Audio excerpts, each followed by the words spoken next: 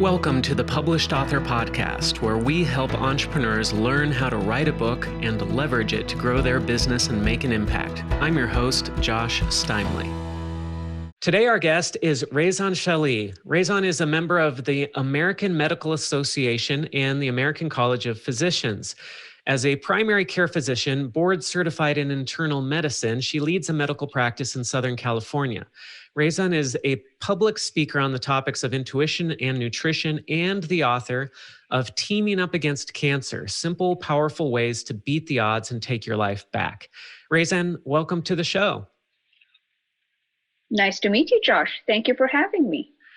So give us some background. Where are you from? Where did you grow up? How did you become a doctor and end up running a medical practice in Southern California? I'm originally a Kurdish woman from the Kurdistan region of Iraq. However, I was raised in Baghdad, the capital of Iraq.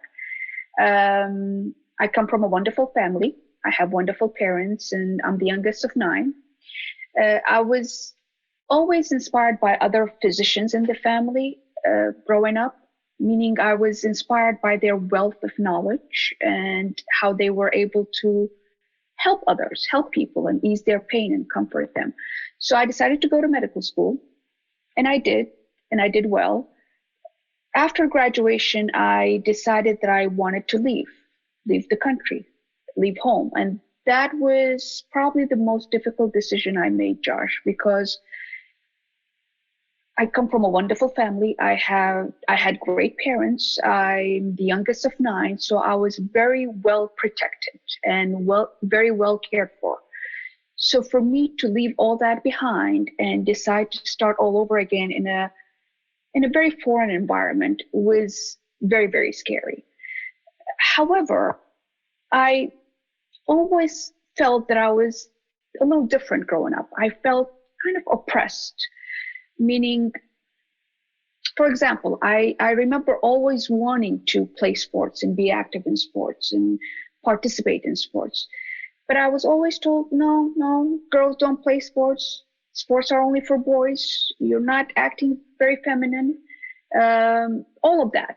So I kind of felt disconnected growing up and kind of oppressed is the best way to describe it. So I kind of put all my fear and doubts aside and went for it and came to the US. I did my internship residency, took the boards in Michigan, relocated with my family to San Diego area, and I started my practice here, and here we are now. So what year was it that you left Iraq? Gosh, that was so long ago. I have to think about that. It was mid-90s, like 95, 96. Okay. So here in the US, I think a lot of us, myself included, have a distorted view of Iraq and what it's like over there today, what it was like in the 90s, because the news tends to only report the negative and accentuate the negative. And so you left in the mid-90s, but this is after the Gulf War. Yes. And of course, there's a lot of stuff that's happened in Iraq since then. But what was it like growing up there? Can you dispel some of the myths or illusions that people listening to this might have about what your childhood was like? So one of the myths that I encounter or I get asked a lot is, how did they let you go to school when you're a woman or go finish medical school? And I had very supportive parents. They promoted education. They pushed me actually to get higher education. And there were classmates of mine that were women. So that is one of the myths that I always encounter from people around me is, how did you go to school when you're a woman? I'm not saying education is a priority for most families where I come from, but for me and my immediate surrounding, education was a major priority. And so they were supportive. They helped you through those steps. Absolutely. Now, was that a rare thing? Was that unusual in Iraq for a family to say, hey, yeah, you want to go to school, you want to get educated, you want to go to medical school, we're going to help you with that? Or would you say that around you, that would have been what most families would have done? in my immediate community, meaning immediate family members, that was not only promoted, it was encouraged. Meaning we all boys and girls went to school and went to college and went to higher education. Now, for the larger community, it is not such a priority, meaning girls are not supposed to seek higher education. They're not supposed to be active in sports. They're not supposed to be vocal about their opinions and fight for their rights or demand their rights. And that was the major conflict for me, meaning I had my immediate surrounding that was very supportive, but the larger community made me feel a little inferior, or made me feel a little disconnected. So I struggled with that throughout the years of growing up, and I learned a lot from it. I bet. There's so much I want to dig into about your story, but it's kind of off topic for the podcast. So we're going to have to leave this for another opportunity. But I sense that there's a lot of fascinating things that you could tell us about your upbringing and about Iraq and about what you think about what's happened since you left in the mid-90s. But going back to your medical practice, so you became a doctor, you moved to Southern California, and then a lot of the people listening to this are entrepreneurs. And when we think about doctors, we usually don't equate a doctor with being an entrepreneur, but you've opened a practice. And so it really is an entrepreneurial venture. Can you talk to us a little bit about what it's like to open a practice, what it takes? How do you go about doing this? It's definitely an entrepreneurial practice. My practice has been built based on word of mouth, meaning my patients have recruited their neighbors, their cousins, their friends to come and seek their medical care with me. So it's all based on word of mouth. And I've been very fortunate to build that kind of trust with my patient that they feel comfortable referring their family members to me. And I take that trust very seriously. I work very hard every day. I try my best to serve them the best way I can, because that's how the practice was built. And that's what I'm supposed to do. That's what I'm here for. I believe my role is to help take care of the community around me, meaning I don't even see them as patients of mine. I look at them as my community, my neighbors, my friends. I need to take care of them. Mm-hmm. So in entrepreneur speak, we'd say that's word of mouth marketing. So building your business then, at what point did you say, I want to write a book and here's why I want to do this? What was the motivation for that? My parents were the motivation. I had the thought of writing the book a few years ago. I wanted to honor my parents. For me, I believe I had the greatest parents in the world, and I wanted to acknowledge their greatness with the readers. The problem, just like anything else in life, I was kind of held back by fears and anxiety, and how can I do this? And I never authored a book, and English is my third language. How am I going to do this? So I let all that doubt and fear consume me, and didn't do it until somehow I managed to let my fear and anxiety kind of take a back seat and stepped out of my comfort zone and started the process 2 to 3 years ago. So I want to dig into this a little bit because you're coming from a unique position of speaking other languages as first languages prior to English. So what are the other 2 languages that you speak? So I'm originally Kurdish. So my parents are Kurdish. So we spoke Kurdish at home, but I grew up in Baghdad. So I went to school in Baghdad, meaning I learned Arabic through school and through friends and neighbors. And then the medical school I went to was actually a medical school that was set up by the British during the colonization years right after World War I. So education in the medical school was English. So I went from Kurdish to Arabic to English. Did you speak any English growing up, learning anything beyond the basic words, or was it not until you went to medical school that you started really learning it? I did have some English in growing up, meaning I did learn some English growing up, but obviously the majority English was after I started medical school and after I moved to the US. Got it. Yeah, I speak Portuguese fluently. I lived there for 2 years in Brazil, but I think about writing a book in Portuguese and I think, oh, that would just be so hard. I mean, I know I can read it and I can write it, but to write a book, it would be kind of terrifying. And I know it would just be a lot of work. And so I can only imagine what you were confronting as you thought about writing a book in English. Did you write the original draft in English, or did you think about writing it in Kurdish first and then translating it to English and cleaning it up? Or what were your thoughts as you started writing your book? I wrote everything in English. The reason why I wrote everything in English, because I wanted the book to be conversational, meaning it's like me having a conversation with my patients in my practice, in my office. And obviously these conversations are usually in English.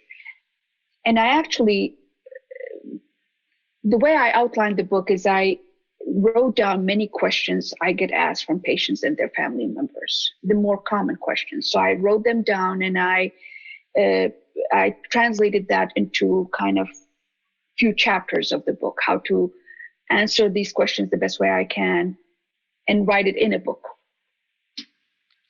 So that's also interesting because a lot of people, a lot of other authors, they start a book because they get asked the same question over and over and over again. And they say, you know what, everybody wants the answer to this question. I should write a book about this. Was that the original idea for the book, was, hey, I'm getting all these questions, I should write a book about it? Or was there other motivation as well behind the scenes? The original idea was about my parents, meaning my parents were the motivation and the inspiration behind my book. My father passed away from lung cancer, which was the result of many, many years of smoking. So I wanted to share his story. And by sharing his story, I was hoping that people can learn about how smoking is linked to lung cancer and how you can avoid lung cancer. So that was the biggest motivation for the book. I also was motivated by all the questions that I was being asked by patients, family members, friends. And I made a list of the more common questions I get asked. And that's how, like I said, that's how the book was evolved. Mm-hmm. So tell us just a few of those questions, just to give us some background on what the book is all about. What were some of the most common questions that you were getting asked? So a lot of women would ask me, should I do mammogram? Should I follow the recommendations of mammogram? Should I worry about radiation exposure when I'm doing mammogram? Should I take this vaccine or not take this vaccine? Why are we doing pap smears? Why are you encouraging me to go for colonoscopy? What's this? We heard things about pharmaceuticals out there promoting vaccines for their own benefits and not for the health of the mankind, and similar questions. Some of them are myths that I wanted to clarify, or I felt that I needed to clarify. Why do I have to put SPF 50 when I go to the beach? Or I grew up in California and nothing happened to me. So I still have patients who tell me I go to the beach and put olive oil on my skin to get a better tan, which, again, these are all things that I needed to kind of discuss on a larger scale. Mm-hmm. Interesting. So were you also thinking about the marketing side of things, that, hey, if I write a book, this is going to help me in my practice and help it grow, give me more credibility as a doctor? Or was that not really something that was forefront in your mind? It was not. Meaning I had zero budget for marketing, and I still have zero budget for marketing. Again, my practice grew on its own. I feel very honored that patients have trusted me with their own family, their own parents and grandparents and other family members. That's how the practice grew. So the book was not intended to help the practice grow. The book was intended to kind of put the information I have in my head, do more research, learn from, and put that in a book where I can kind of make my parents be proud of, put it out there and make my parents be proud of. Mm-hmm. Got it. So now that the book is out, well, let's go back. Let's talk a little bit about the process then. So you said you were outlining it based on questions that people were asking you. Talk to us a little bit more about that process of getting an outline down and then filling in the blanks. What did that look like for you? How did you work on this? How did you schedule your time to get this work done? I wanted a big part of, or a good portion of the book to be about diet. I'm a big advocate of the Mediterranean diet. I promote Mediterranean diet to everyone I speak with. There is a ton of research out there confirming that it's a healthy diet. So I knew that I wanted a big portion of the book to be about the Mediterranean diet. I also wanted a portion of the book to be regarding the story of my father and his struggle with smoking and his struggle with lung cancer. And unfortunately, towards the end of writing the book, my mother also passed away from cancer. So the latter part of the book was me listening to my mother's voice, telling me what she wants me to write or how she wants me to describe her journey. So that's how the outlining mostly worked, meaning it kind of evolved day by day, week by week. Mm-hmm.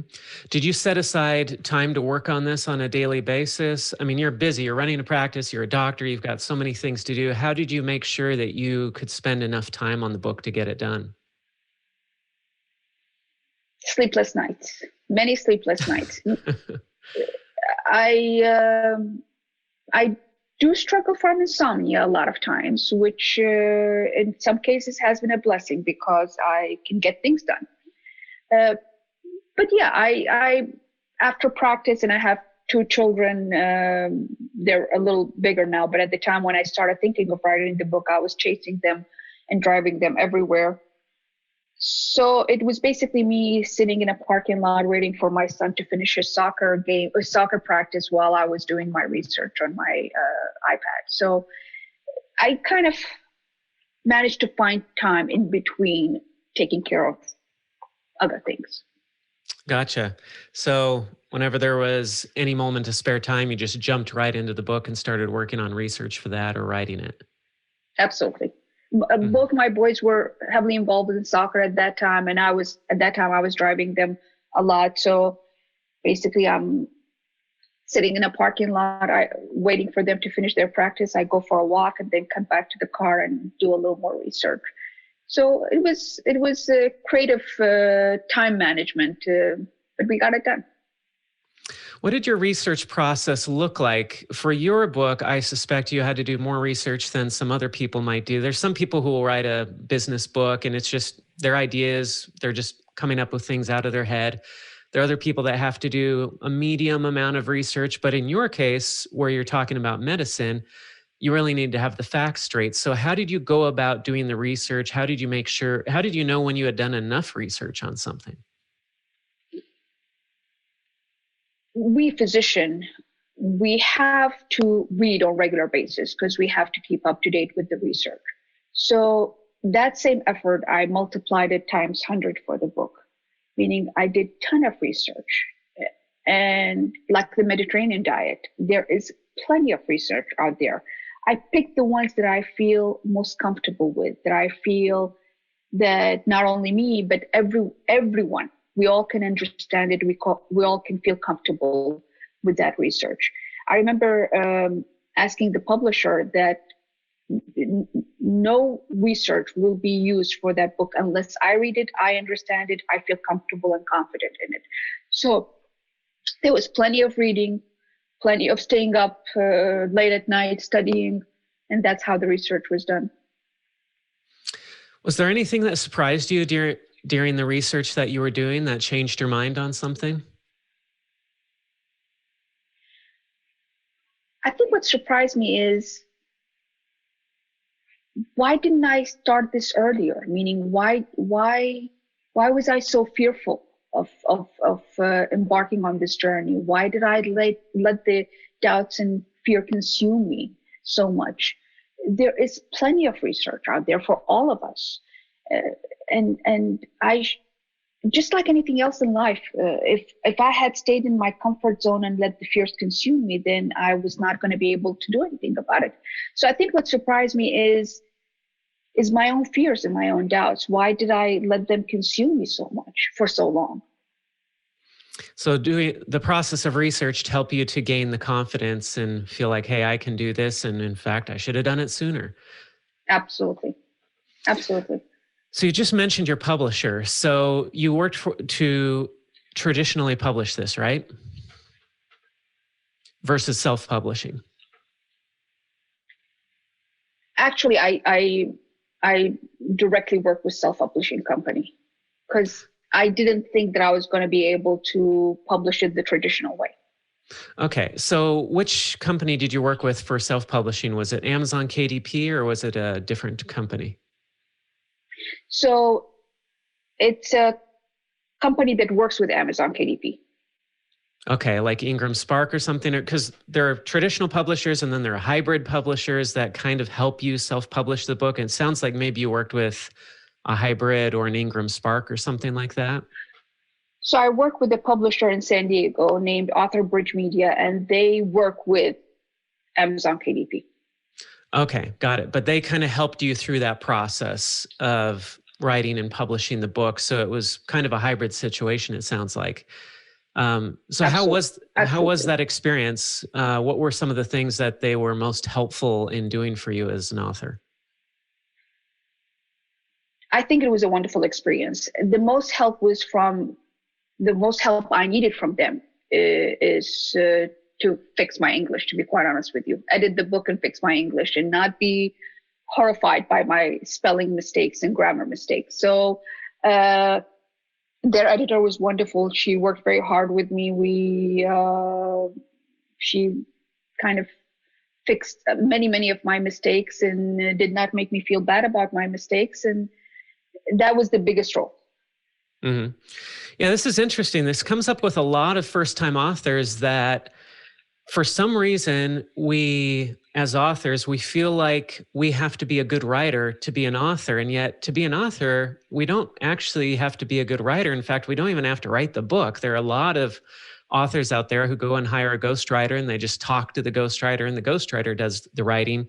Writing is really a technical skill that takes a lot of training and a lot of practice to do well.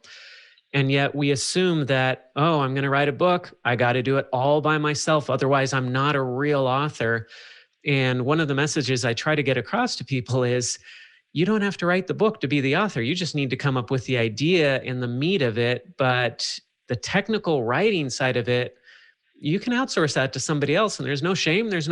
That doesn't take anything away from you as the author. So it sounds like you had that experience, that you had a great editor who worked with you on that process and made sure that the final result was good. But of course, it's still your book. It's your ideas.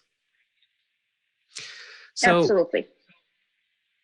Now that you've published the book and it's out there, what has the reception been like? What kind of feedback have you gotten from your audience, the people who are reading it?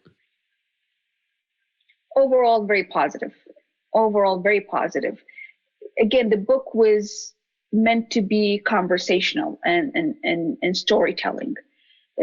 Stories about my parents, their struggle, their health issues, story about what I see from my environment, health questions, health struggles.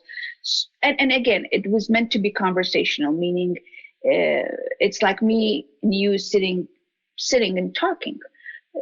So overall, the feedback has been surprisingly very positive.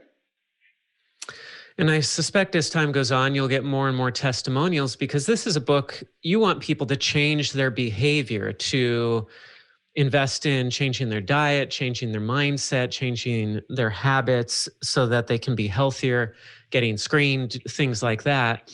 And so these are life-saving changes that you want people to make. And of course, it takes time for people to change their behavior and then come back and say, hey, this book changed my life or this book saved me in some way. Have you had any of that type of feedback already, though, or is that the type of feedback that it's probably going to take a little bit longer to get? I have seen some of that feedback, meaning I have been able to divert some of my readers into mostly plant-based diet and a Mediterranean kind of diet and lifestyle. So I have seen some, or at least I have encountered some readers and some patients who have told me that they've totally changed their diet and now they're mostly plant-based, and they go out for walks every day, and they connect with friends and family on a more regular basis. All that adds up to a healthier life. You know, I don't normally interject personal stuff in this, but I have a personal interest in this. I have 3 out of my 4 grandparents died of cancer. My father is a cancer survivor. My brother, my mom, my dad have all had skin cancers removed. And I recently just went through a polyp removal that should have been removed about 3 years before it was, and had progressed a bit. And the doctor told me, he said, yeah, 5-10 years, you'd be dead if you hadn't come in to see us. So it's a good thing you came in. And I had to go through this during COVID as well, going and having procedures during COVID and everything. And it was kind of a nightmare. But over the past decade or so, I've changed my diet and lost 60 pounds and feel so much better. And so everything you're talking about, I'm just saying, this is great. I want to get this message out there. And I'm so glad that you've written this book and got it out there, because I know that this is the information that changed my life. And I hope that your book is able to change many other people's lives as well. Do you give this book to your patients when they come in as well? Is it something that you recommend to them that they read, or how does that come up as you work with your own patients? I do gift the book to my patients, meaning I don't expect them to go on Amazon. I don't want them to go purchase it. That's not the intent of the book, meaning the intent was not for me to sell thousands and thousands and thousands of the book. The intent was for me to share the knowledge that I came up from my research with as many people as I can possibly share.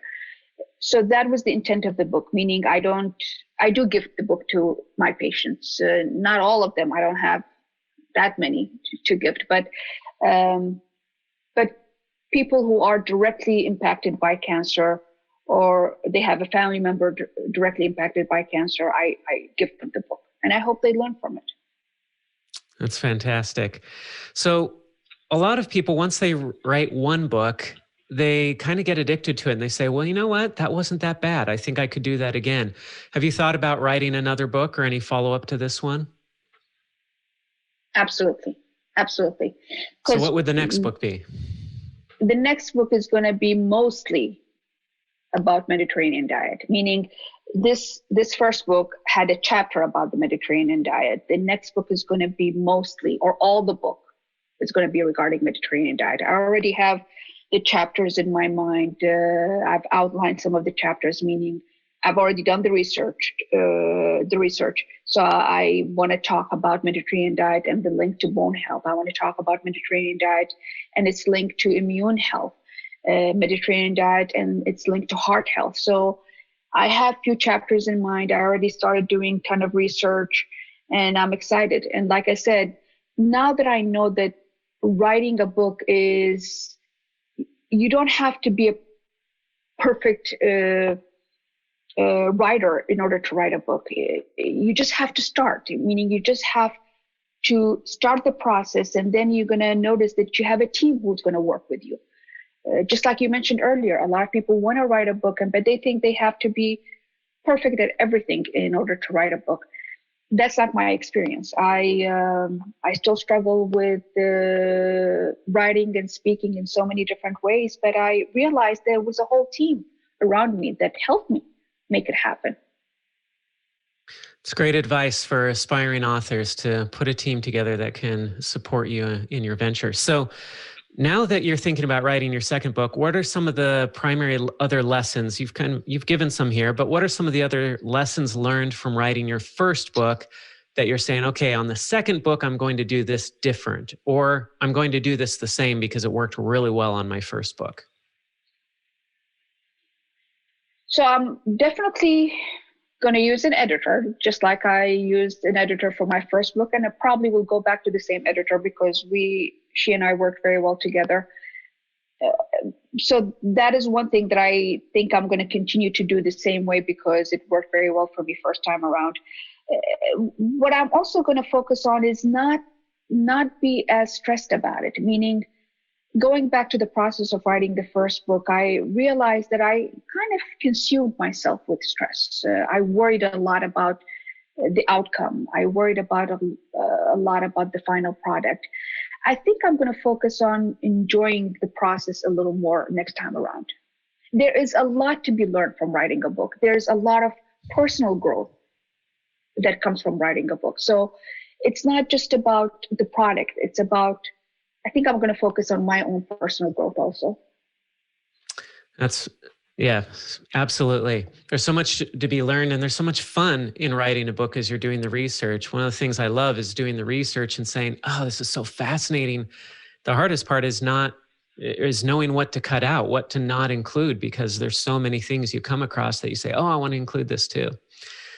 So with that book, the next book coming out that talks about Mediterranean diet and such, do you have any ideas for books beyond that? Or is that as far as you're thinking right now, is that next book? For the time being, that's as far as I'm thinking. Great. So now for people who want to connect with you, they can, of course, go buy your book on Amazon. Is there anywhere else that people can find you conveniently online? Twitter. I started Twitter. I started social media after the book, so I'm relatively very new to social media. I had spent 0 minutes on social media before the book. I created social media for the book. So what I'm trying to say, I'm relatively new. I'm still trying to understand the science of social media, and it's very complex. But I find Twitter is more interesting for me. So yes, people can find me on Twitter at Reyzan Shali. Reyzan Shali. Great. And we'll put that link in the show notes. Well, thank you so much, Reyzan, for being with us here today to talk about your book and your journey to it. This is some great advice for aspiring authors, first-time authors out there. And we'll point people to your Twitter profile, Reyzan Shali, so that they can connect with you there. And once again, the book is Teaming Up Against Cancer, Simple, Powerful Ways to Beat the Odds and Take Your Life Back. Reyzan, thanks you so much for being with us here today and being a guest on our show. Josh, thank you for having me. And Josh, I want to say I'm happy you went for the colonoscopy and had the polyp be removed. That's actually one of the questions I get asked a lot. Why am I going to go for colonoscopy when I'm feeling fine and having normal bowel movements? And you're the answer to that question, meaning had you not gone for the colonoscopy, you would not have realized the polyp, or you have not realized that you had a polyp that needed to be removed. You know, we'll make this the bonus part of the podcast here for the people who want to get the too much information side of things. But the reason I didn't go in was because, number one, I felt great. I felt perfectly healthy. And I thought, I'm doing triathlons. I'm running ultra marathons. I had gone on a quasi-vegan diet for years. And so I thought, I'm doing the green smoothies and everything. Like, I'm healthy. And if I'm not, that green smoothie is killing anything bad in my body. So I thought, if anybody who's going to get something this young, and I was 40 years old. So I'm thinking, I'm young and everything, I'm healthy. So I'm great. But there were signs in my bowel movements. This is the too much information part for some of our listeners, but there were signs that something was wrong. And I just thought, this will go away with time. And it wasn't. And also I was living overseas. I was living in China, and I'd heard all these nightmare stories about the Chinese medical system, people going in, getting the wrong limbs amputated or the wrong thing operated on. And I'm living in China, and I was like, I don't really want to go to a doctor here about this, and I do not want to get operated on here. So I thought, I'll be back in the States in a few years and I'll just get it checked out then.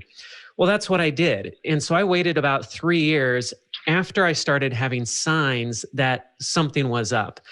And when I finally went in and talked to the doctor, he didn't make me feel bad or anything, but he was kind of like, this has been happening for 3 years and you never went and talked to a doctor about it. And I was like, in retrospect, that does sound kind of stupid. Yeah. And I actually shared my story on social media and I had a bunch of people say the same thing. They're like, I don't know what kind of person would be, I'll just be graphic here, pooping blood in the toilet every time they go and not go to a doctor immediately. And I'm like, yeah, I thought it would go away and it just didn't go away. And so finally I went in. Well, yeah, and I went in and there was a pretty large polyp in there and I had to go through 3 different procedures to actually get it out. They went in the first time, they couldn't get it all out. Then they had to go in the second time to investigate. And then I had to go to a separate doctor and have a more invasive procedure where they actually cut part of the colon out and went all the way through to make sure that they got it and that it hadn't spread anywhere else. And, the doctors are nicer and everything, but they're talking to me and they're saying, yeah, 5 years, you could have been dead. I mean, who knows? Maybe it would have gone away, but there's also a good chance 5-10 years, you would have been dead from this. And to get that feedback, it's a little bit sobering. It kind of wakes you up. And that's why when I see your book, I think this is needed. People need to read these types of books because it's so easy to fall into that and think, oh, I'm fine. Everything will be okay. It's going to go away. You hear these stories on the news. You see the guy who smokes cigars till he's 110 and he eats bacon and eggs every day. And you think, oh yeah, I mean, I'm okay. I mean, look at that guy. But we need to get these things checked out when we see the signs, if not before. Absolutely. So, and I'm personally on a mission to get rid of bacon from every plate if possible. There are a lot of people who are very sad to hear that, but yeah, bacon's one of those things that is. So, would you say bacon is the worst of the worst when it comes to meats? Well, processed meats in general. Processed meats are. We need to get rid of processed meats. Absolutely. Mm-hmm. So, I'm on a mission. I have so far failed my mission, but I'm still going to work on it. And people are still consuming bacon. Yep. It tastes so good. That's the problem. I've never tasted it. So oh, really? I don't know. I never had bacon. So I'm not, I don't think I'll care to try it. Yeah. See, it's easy when you've never tried something. I mean, I've never drunk alcohol. I've never smoked a cigarette. And so when people tell me oh, it's so nice you mow the lawn, you're hot and sweaty, you go drink a beer, it's so good. I'm like, I don't know what I'm missing out on, and I don't want to know what I'm missing out on. I would prefer to never know. And so it's easier. So you're one of the lucky ones who have never tasted bacon, because once you've tasted it, it's like, oh man, this would be hard to give up. So it's a struggle. Well, thank you again, Reyzan, for being with us here and talking to us about your book and your journey to authorship. Really appreciate it so much. Thank you so much, Josh. Thank you for having me. If you enjoyed this episode, don't forget to subscribe. And if you want to spread the word, please give us a 5-star rating review and tell your friends to subscribe too. We're available on Apple Podcasts, Spotify, and everywhere else you listen to podcasts. And if you're an entrepreneur interested in writing and publishing a nonfiction book to grow your business and make an impact, visit publishedauthor.com for show notes for this podcast and other free resources.